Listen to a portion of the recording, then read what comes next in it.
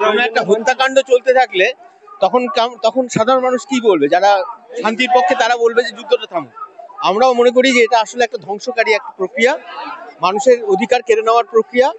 আমাদের দেশের যে সংবিধান, সেই সংবিধান মানে যখন তৈরি হয়েছিল তখন চাওয়া হচ্ছিল যে যত মানুষকে একত্রীভূত করা যায়, দেশের মানুষকে, এখানে দেশের মানুষকে বিচ্ছিন্ন করার চেষ্টা চলছে এই এসআইআর এর মাধ্যমে। সেই এসআইআর প্রক্রিয়ায় আপনি কি অংশগ্রহণ করেছেন? অর্থাৎ যে ফর্ম নেওয়া বা যে ফর্ম এনে লিখে আবার জমা দেওয়া, সেই প্রক্রিয়ায় কি আপনি অংশগ্রহণ করেছেন? সেটা এখানে খুব ব্যক্তিগতভাবে আমি করেছি কি করিনি সেটা খুব বড় প্রাসঙ্গিক কথা নয়।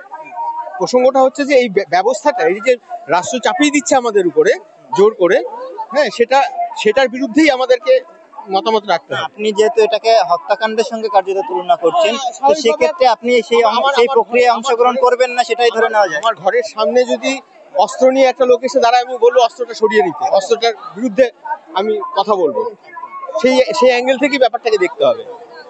এখানে অনেক অসহায় মানুষ আছেন আমাদের। আপনি এই প্রক্রিয়ায় অংশগ্রহণ করবেন, আমরা বয়কটের ডাক দেবেন? আমরা বলছি কি বলছি না সেটা বড় কথা নয়, বড় কথা হচ্ছে যে সাধারণ মানুষের কাছে এটা কি অবস্থায় এসে পৌঁছচ্ছে। আমরা এই মিছিল না করলেও এই সমস্যাটা থাকতো। আমরা মিছিল করছি এটা এই কারণেই যে আরো বেশি বেশি মানুষকে আমরা সংগঠিত করতে চাই। মানে সাধারণ মানুষ এই বিষয়টা বয়কট করবে, সেটা কি চান? না, আমরা বয়কট বা এরকম ব্যাপারটা বলছি না, আমরা বলছি যে এটা বাতিল করতে। বয়কটের প্রশ্ন, যে অর্থে আমরা বয়কট বলি সেই অর্থে বয়কট বলছি না। মানে এক অর্থে বয়কট তো অবশ্যই, কিন্তু এটা বাতিল করে দিতে হবে, কারণ এই প্রক্রিয়াটা সরকার আমরা চাইলেই বন্ধ করবে না। সেই জন্য আমরা পথে নেমেছি, মানুষকে একসাথে এক জায়গায় করে। তাহলে এই পথে নামার অর্থটা কি? যদি আপনারা সেই প্রক্রিয়ায় অংশগ্রহণ করেন, সাধারণ মানুষ সেই প্রক্রিয়ায় অংশগ্রহণ করে, তাহলে আপনারা যে দাবিটা তুলছেন এসআইআর বাতিল করো, বাতিল তো হচ্ছেই না, বরং কাজ শুরু হয়ে গেছে, কাজ করবে। আমরা আমাদের কাজ করব, রাষ্ট্রের কাজ করবে, আমরা আমাদের কাজ করব। এসআইআর এর বিরোধিতা করছি বলতে, এসআইআর এর যে রিভিশন হওয়ার কথা সেই রিভিশন নিয়ে অসুবিধে নেই। একটা দেশে যখন নাগরিক থাকবে তাদের রিভিশন হতে হবে। কেউ তার এলাকা চেঞ্জ করবে, তার মৃত্যু হয়েছে কারণ লোকে, সেগুলো চেঞ্জ, এই চেঞ্জটা তো হওয়া স্বাভাবিক এবং এটা একটা ন্যাচারাল জিনিস। এইটা নিয়ে কোনো এটা এমনিই হয়। কিন্তু এসআইআর কে এত হিড়িক করে আলাদা করে নামানোর প্রচেষ্টাটা কেন? তার প্রচেষ্টার কারণ হচ্ছে, সোজা কথায় আপনি যদি দেখেন, প্রত্যেক জায়গাতে এই লাস্ট বার মহারাষ্ট্রের ইলেকশনের থেকে শুরু করে এই বিহার ইলেকশন, প্রত্যেক জায়গায় আপনি দেখতে পাবেন যেখানে যেখানে এসআইআর ঘটেছে এবং যে পরিমাণ সংখ্যক লোকের নাম বাদ গেছে, এই প্রত্যেকটি কেসে দেখতে পাওয়া যাবে যে কিছু স্পেসিফিক পার্টি, কিছু স্পেসিফিক তার শাসনের ক্ষমতায় থাকা অংশগুলো, যারা যে পার্টিরা শাসন ক্ষমতায় রয়েছে, দেখতে পাওয়া যাবে যে খুবই কম মার্জিনে ওই জায়গাগুলোতে জিতছে। এবং যেই মার্জিন সংখ্যাটাকে অ্যাকচুয়ালি তুলনা করলে দেখতে পাওয়া যাবে যে ওই এলাকায় যে পরিমাণ এসআইআর এর কারণে যে নামগুলো বাদ গেছে। এখন পর্যন্ত একটা রাজ্যেই এসআইআর হয়েছে এই 2025 সালে, সেটা হচ্ছে বিহার। আর বিহারের ভোটের ফলাফল আমরা দেখেছি বিজেপি বা এনডিএ শিবির জিতেছে। শুধু বিহারে হয়েছে এবং ফলাফল আপনি দেখেছেন।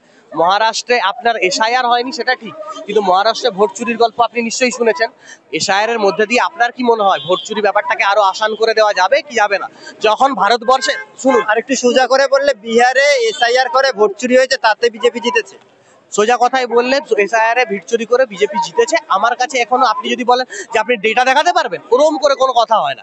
কিন্তু ডেটা যদি নাও দেখাতে পারি, কিন্তু তার তুলনামূলক অংশ আকারে এটা দেখতে পাওয়া যাবে যে এটিরই এক ধরনের একটা প্রতিফলন আছে। সেই প্রতিফলনটা আপনি মহারাষ্ট্রে দেখে নিয়েছেন অলরেডি। গোটা নিউজ মিডিয়া জুড়ে যেটা ভাইরাল ছিল, যেটাকে কাউন্টার কোয়েশ্চেন করার মতো এখনো অব্দি কেউ কোয়েশ্চেন করতে পারেনি।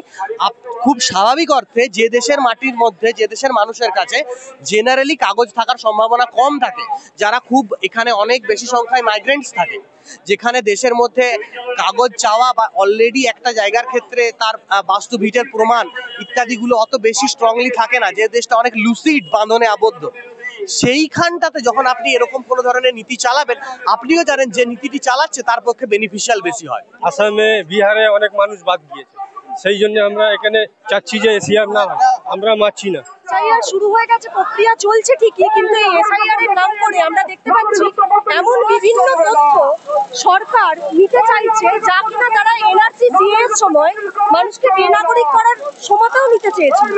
কিন্তু বাংলা তথা সারা ভারতবর্ষ জুড়ে তীব্র আন্দোলনে সেই এনআরসি তারা বন্ধ করতে বাধ্য হয়েছিল।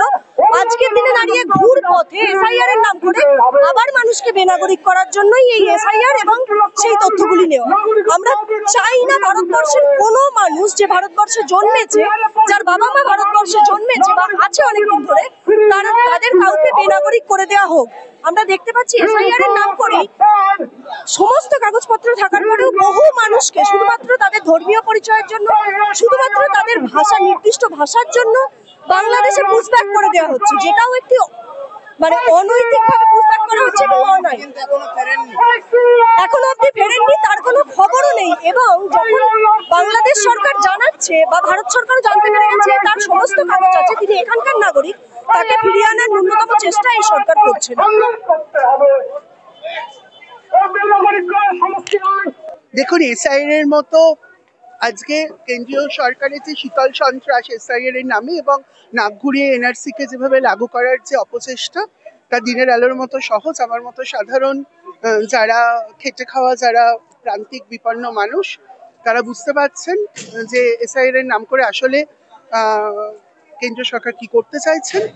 এবং আজকে যে কোনো প্রান্তিক মানুষ, যে কোনো সংখ্যালঘু মানুষ, মহিলা থেকে আরম্ভ করে পরিযায়ী শ্রমিক, যৌনকর্মী, এলজিবিটি, মুসলিম, দলিত, আদিবাসী জনজাতি, ফুটপাতবাসী, ভবঘুরে, বৃদ্ধ বৃদ্ধা, যারা অনাথ বাচ্চা, যারা মানসিক প্রতিবন্ধী, অ্যাসিড সার্ভাইভার থেকে বার্ন সার্ভাইভার থেকে, আজকে তাদেরকে কিভাবে আজকে তাদেরকে বেনাগরিক করে দেওয়ার যে রাষ্ট্রীয় চক্রান্ত, তাকে আমরা তীব্রভাবে ধিক্কার জানাচ্ছি। এবং প্রান্তিক যৌনতার মানুষরা আজকে একজন নাগরিক অধিকার আন্দোলন কর্মী হিসেবে প্রান্তিক যৌনতার মানুষরা, এলজিবিটি মানুষরা,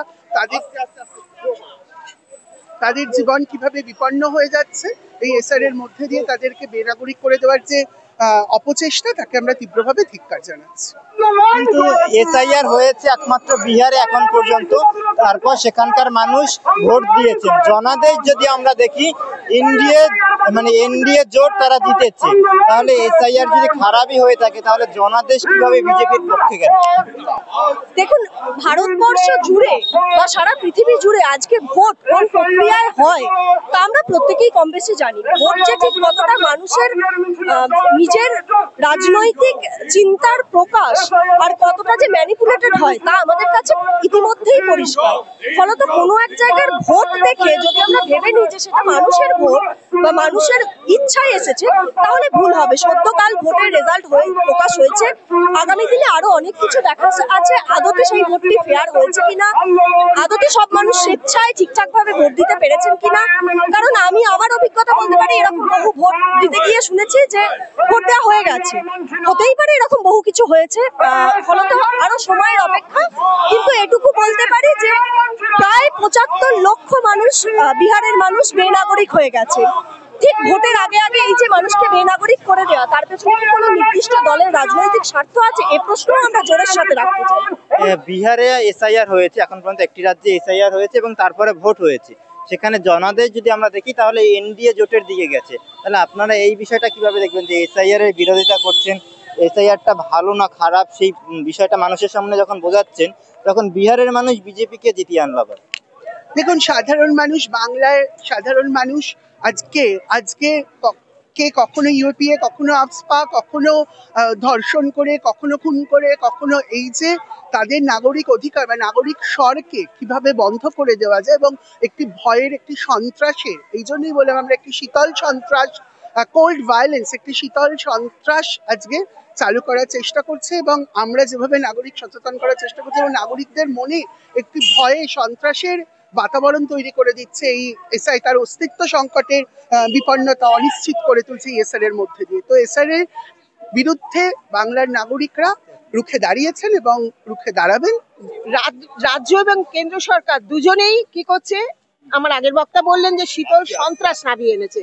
এই শীতল সন্ত্রাসের মাধ্যমে আপনারা দেখছেন যে সব মানুষের মনে একটা আতঙ্ক তৈরি করছেন, তার জন্যই মৃত্যু, এবং এটা পরিকল্পিতভাবে করা হচ্ছে। দোষটা তো আপনাদের দিকে দেওয়া হচ্ছে যে আপনারা মানুষের মনের মধ্যে ভয়ে এবং ভীতির সৃষ্টি করছেন। শুনুন, আপনাকে তো বাস্তবের মুখোমুখি হতেই হবে। এসআইআর এর মাধ্যমে যে একটা বিশাল সংখ্যক মানুষকে বেনাগরিক করার চেষ্টা চলছে, সেটা আজকে দিনের আলোর মতন স্পষ্ট।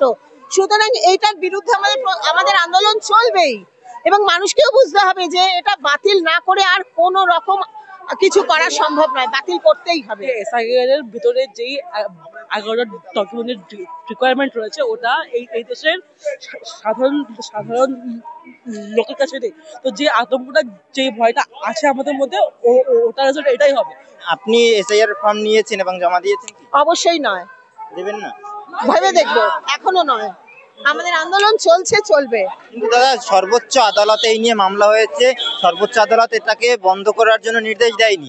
জনাদেশ বা জনগণের আদালত যদি আমরা বলি, তাহলে বিহারে জনগণ কিন্তু এনডিএ শিবিরকে ভোট দিয়েছে। লাখ লাখ কোটি কোটি ভোট তো আর চুরি করে সম্ভব না। ঠিকই বলছেন, লাখ লাখ কোটি কোটি ভোট চুরি করা সম্ভব না, কিন্তু আপনিও জানেন যে ভোটিং প্রসেস আজকের দিনে কি এসে দাঁড়িয়েছে। আপনি নিশ্চিতভাবে এটা মনে করেন যে আজকের দিনে যখন ভোট হচ্ছে, ভোট ম্যানিপুলেশন শুধু একভাবে হয় না। আপনি এটা খবর পেয়েছেন যে যেমন ভোট জনাধিকার, লোকে ভোট দিয়েছে, মানুষ ভোট দিয়েছে, অতগুলো ভোটের রিফ্লেকশন আকারে দেখতে পাওয়া যাচ্ছে। অথচ একই সাথে আপনি এই কোয়েশ্চেনগুলোও পেয়েছেন যে গত 2 বছরের আগে যেখানে যেখানে ভোট দেওয়া হয়েছিল তার যে পোলিং বুথের রেকর্ড, সেগুলো আর অনলাইনে পাওয়া যায় না। কেন পাওয়া যায় না? তার কারণ সেগুলো পরে চেক হতে পারে, তাই তো? মুশকিল। ঠিক আছে, আপনি ধরে নিলাম পরে গত ভোটটা চেক করবেন না। আপনি এবছরের জন্য যখন এবছরের জন্য যখন ভোট হচ্ছে, তখনও দেখতে পাওয়া যাবে যে অলরেডি খবর বেরিয়েছে যে অন্তত 30 লাখ অ্যাকাউন্টে প্রায় 8 থেকে 10 হাজার করে টাকা ট্রানজ্যাক্ট করা হয়েছে বিজেপি গভর্নমেন্ট, যেটা জাস্ট ভোটের আগের দিন মকুব করে দিয়েছে। প্রথমে লোন বলে দিয়ে মকুব করে দিয়েছে। এটা কি ধরনের স্ট্র্যাটেজি? এই স্ট্র্যাটেজি হতেই পারে যে এটা একটা ভালো স্ট্র্যাটেজি, ভোট জেতার স্ট্র্যাটেজি, আমার তা নিয়ে কোনো কথা নেই যে ভোট জেতার জন্য আপনি কি করছেন। আমার কথা হচ্ছে যে is it a fair election? আপনার কি মনে হয় যদি ফেয়ার ইলেকশন হয়, একটা দেশের সাধারণ মানুষ সাধারণভাবে তার শিক্ষা, তার অধিকার, তার স্বাস্থ্য, এই সমস্ত সম্পর্কেও যেভাবে ক্লিয়ারলি তার দেশ নিয়ে বলতে পারবে, তার দেশের সম্পর্কে ওপিনিয়ন জানাতে পারবে, সেইগুলো কি কাটেল ডাউন করা হচ্ছে না? আপনার কি মনে হয়? দাদা, আপনি কি এসআইআর এর সঙ্গে যুক্ত হচ্ছেন? অর্থাৎ যে ফর্ম দেওয়া হচ্ছে, আপনার তো ভোটার কার্ড আছে আশা করি, তো আপনি কি ফর্ম নিয়েছেন? আমার ভোটার কার্ড আছে, আমার যেখানে বাড়ি। এখন অবধি আমাদের ফর্ম দিতে আসেনি, যদি ফর্ম দিতে আসা হয় নিশ্চয়ই নেব। ফর্ম না নেওয়ার কোনো কথা হচ্ছে না, কিন্তু ফর্ম নেব বা নেব না এটাতে আপনারা, আমার কোনো ওপিনিয়ন নেই। আমি বাধ্য ফর্ম নিতে, কারণ আমি যদি ফর্ম না নিই, কাল দিন আপনি আমাকে কি বলবেন? যে নাগরিক হতে চান না, তাই না? আপনি ফর্ম নেবেন, অথচ সাধারণ মানুষকে তাহলে কি বলবেন? তারা কি ফর্ম নেবে না নেবে না? আমি ফর্ম নেব বলতে আমি তো ফর্ম নিতে বাধ্য, সাধারণ সবকটা মানুষও নিতে বাধ্য। দেশের পলিসি এমন যে বেশিরভাগ মানুষকে বাধ্য করা হচ্ছে। কেন বলুন তো? কারণ যাতে সাধারণ মানুষরা আর শিক্ষা, স্বাস্থ্য, পরিবেশ, দেশের অর্থনীতি এসব নিয়ে প্রশ্ন না করে, সে সারাক্ষণ যাতে এই চিন্তাতে ব্যস্ত থাকে যে এই দেশটার মধ্যে থাকতে গেলে সে নাগরিক কি নাগরিক নয়, এই প্রশ্ন চিহ্নের মুখে যাতে তাকে ফেস করে রাখা হয়। ঘুরিয়ে দেওয়া, অবশ্যই ঘুরিয়ে দেওয়া, শুধু ঘুরিয়ে দেওয়া নয়, আপনি কোয়েশ্চেন করুন না। আপনি কোয়েশ্চেন করেন পেট্রোলের দাম এটা কেন হলো, গ্যাসের দামের সিচুয়েশন কি হয়েছে, আপনি প্রশ্ন করেন কেন শিক্ষাক্ষেত্রগুলোর এই অবস্থা, আপনি প্রশ্ন করেন প্রত্যেকটা স্বাস্থ্যক্ষেত্রের অবস্থার হাল কি, আপনি প্রশ্ন করেন। কেউ প্রশ্ন করে না, কারণ লোকের মাথার ভেতরেও প্রশ্ন হয়ে আছে হয় হিন্দু মুসলিম, আর না হয় প্রশ্ন হয়ে আছে যে আমি দেশের নাগরিক কিনা। এ বাবা, যদি আমাকে বাদ দিয়ে দেয় তাহলে আমি ছুটবো কোথায়? কারণ যদি সত্যি আপনাকে বাদ দিয়ে দেওয়া হয়, তাহলে তার আপনি 5টা আপনার নাগরিক অধিকার নিয়ে কথা বলতে পারবেন না। সেই জায়গাতেই আপনাকে যাতে প্লেস করা হয়, আমিও বাধ্য হয়ে সেই জায়গাতেই প্লেস। আপনি আমাকে ঘুরিয়ে এটা প্রশ্ন করবেন না যে তার মানে আপনি নিচ্ছেন, বাকিদের না নিতে বলছেন। আমি বলছি যদি সবাই মিলে একসাথে না নিয়ে প্রশ্ন করতে পারতাম তাহলে ভালো হতো।